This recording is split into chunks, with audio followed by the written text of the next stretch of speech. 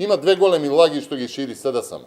Првата е дека подобро ќе се живее по решавањето на спорот за името.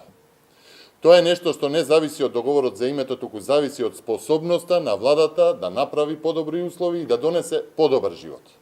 Имавме една година и гледаме дека тие не можат подобро. Докажано е, истестирано, тоа се вика 0% раст и зголемена сиромаштија. Нема да биде подобро ниту за една година од сега. Втората лага е дека не се можело поинаку и дека морало вака. Одговорно ви тврдиме дека не мораше и не мора вакво лошо решение да се постигне и донесе. И можеше да се постигне подобро решение. Инаку тоа што останува наша стратегиска определба е Европската Унија и НАТО. ВМРО ДПМН е од секогаш била прозападно ориентирана и мора да се знае дека членството е резултат на добар мерит систем, а не резултат на она што може да се попушти и продаде.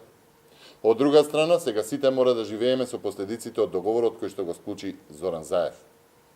Во однос на достигнувањата во надворешната политика, не е никакво достигнување, туку голем пораз кога ќе се колнете, како што тоа го правеше Зоран Заев, дека нема да го менувате Уставот и потоа во преговорите не само што ќе прифатите смена на Уставот, туку и се друго.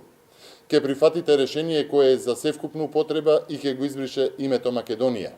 Ќе прифатите менување на македонскиот идентитет и негово широко толкување и изедначување со терминот државјанство, како и кога впрочем ќе ги прифатите сите грчки барања и ултиматуми.